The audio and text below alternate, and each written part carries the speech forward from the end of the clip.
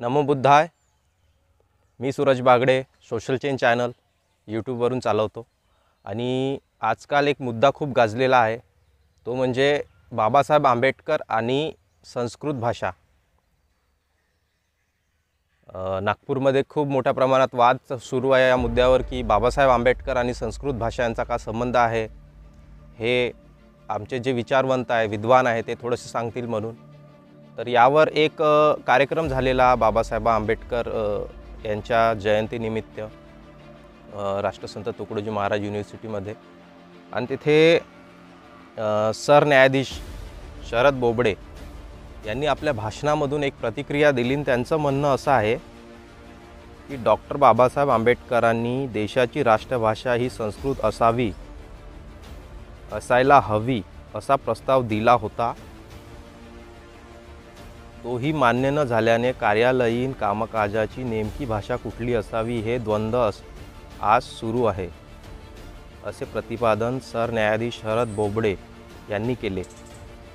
म्हणजे यांचा अर्थ असा आहे की यांना काहीतरी डॉक्युमेंट असे सापडले आहे, त्यामध्ये बाबासाहेब म्हणत आहे की संस्कृत भाषाला राष्ट्रभाषा असायला पाहिजे होती किंवा हवी होती, असे डॉक्टर बाबासाहेब आंबेडकरांचे विचार होते. मग यावर प्रतिक्रिया म्हणून आमचे राष्ट्रसंत तुकडोजी महाराज डॉक्टर बाबासाहेब आंबेडकर विचारधाराचे माजी प्राध्यापक डॉक्टर प्रदीप आगलावे सर यांनी त्याच्यावर प्रतिक्रिया दिली. ती प्रतिक्रिया अशी आहे की डॉक्टर बाबासाहेब आंबेडकरांनी कधी संस्कृतला राजभाषा करण्याची मागणी केली नाही, ही ठळक त्यांचे म्हणणं आहे. आणि त्यांनी असं म्हटलं आहे की प्रदीप आगलावे सरांनी हे की संस्कृतीचा गौरव करण्याचा न्यायमूर्तीचा खटाकोट, म्हणजे संस्कृत भाषेचा गौरव करण्याचा किंवा ही खूप उत्तम भाषा आहे असं दाखवण्याचा न्यायमूर्तीचा खटाटोप आहे. खरं पाहता बाबासाहेबांचे कार्य इतके अफाट आणि उत्तम आहे की ते जागतिक लेवलचे कार्य आहे, हे आपल्याला सगळ्याला माहीत आहे. आज आपल्या देशामध्ये जेव्हा बाबासाहेबाची जयंती लोक साजरी करतात, खासकर आमचे बुद्धिस्ट लोक साजरी करतात, कारण की बुद्धिस्ट लोकांना नवीन जीवनदान जर कोणी दिलं असं, नवीन मार्ग जर कोणी दिला असेल तर बाबासाहेब आंबेडकरांनी दिला. नागपूरच्या भूमीवरून जेव्हा पुन्हा एकदा ऐतिहासिकदृष्ट्या पुन्हा एकदा जेव्हा बुद्धिझम बाबासाहेबांनी पुनर्जीवित केले भारतामध्ये आणि दीक्षा घेतली, तर हे नागपूर क्षेत्र खूप महत्त्वाचे ठरले. आणि अशा गोष्टी पुढे यायला लागल्या की हे बुद्धिस्ट लोक काय आहे, कोण आहे, कसे आहे. कारण की पूर्वी तर हे अस्पृश्यच होते. अस्पृश्य म्हणजे हिंदूचाच एक भाग होते, पण हिंदूचेच ते गुलाम होते.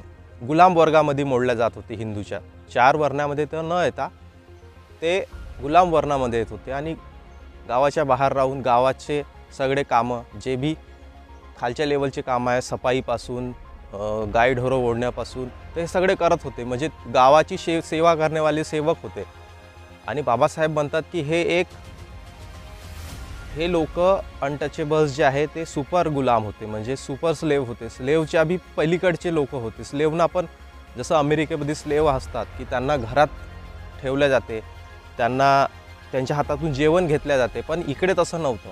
तुम्ही सगळे कामं करा गावाचे, घरचे, आणि तुम्हाला अस्पृश्य म्हणून, म्हणजे तुम्हाला तुमच्या हातचं काही न खाता किंवा तुम्हाला हात न लावता लोक तुमच्यासोबत व्यवहार करेल, म्हणजे अमानवीय व्यवहार होत होता. आणि जेव्हा बाबासाहेबांनी अभ्यास केला आणि सगळ्या गोष्टी पुढं आणल्या, आणि बुद्धिझम आमचा धर्म होता, बुद्धिझमसोबत ब्राह्मणिझमचा कसा विरोध येत होता, दोघांच्या विचारामध्ये कसा विरोध येत होता, तर ह्या सगळ्या गोष्टी मांडून ब्राह्मणिझमनं कसं बुद्धिझमला सप्रेस करासाठी, दाबासाठी जे प्रयत्न केले होते, त्यातून बाबासाहेबांनी पुन्हा बुद्धिझम नागपुराच्या दीक्षाभूमीहून भारतामध्ये ठेवला.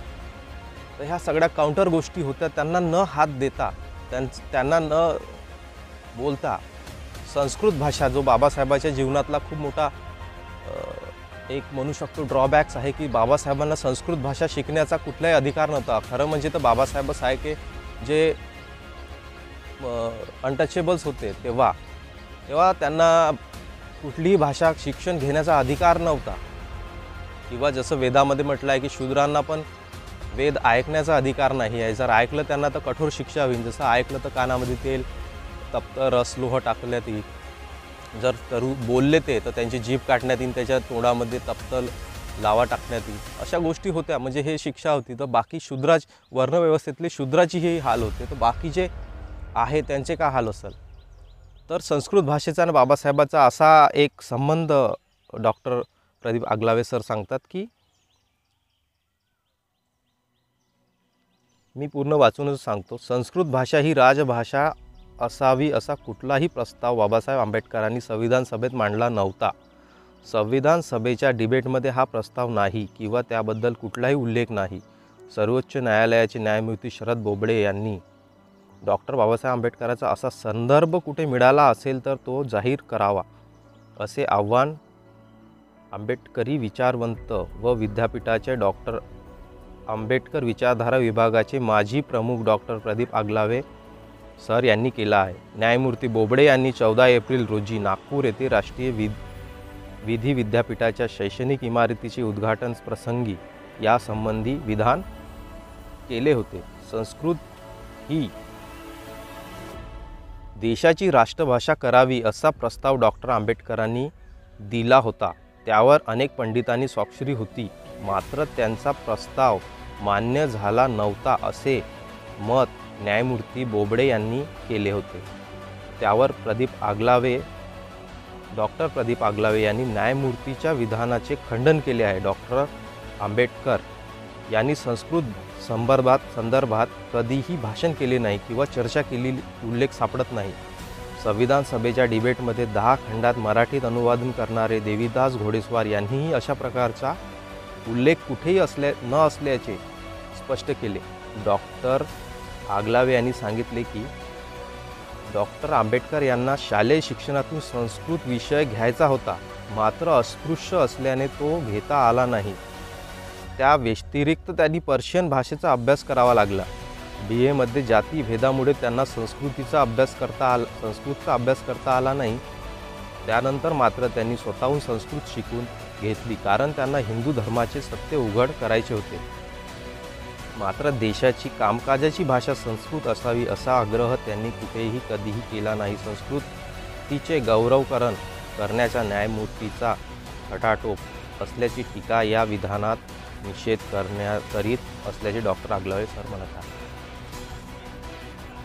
तर ही एक अशी घटना आहे की एकीकडे न्यायमूर्ती म्हणतात की ही भाषा अशी असली राजभाषा असावी असं डॉक्टर बाबासाहेब आंबेडकरांचा रेफरन्स घेऊन बोलतात, आणि एकीकडे विचारधाराची म्हणजे 25 वर्ष विचारधारा शिकवणारे म्हणू शकतो आपण की प्रोफेशनल व्यक्ती ज्यांनी विचारधारा त्यांच्या रक्तामध्ये आहे, त्यांच्या कणाकणामध्ये गेलेली आहे, आणि त्यांचं जेव्हा वक्तव्य येते की मला असा कुठेही माझ्या 25 वर्षाच्या लाईफमध्ये रेफरन्स मिळाला नाही की मी म्हणू शकेन की नाही बाबासाहेब म्हणत होते की संस्कृत भाषा पण असावी किंवा संस्कृत भाषेविषयी, तर त्यांचा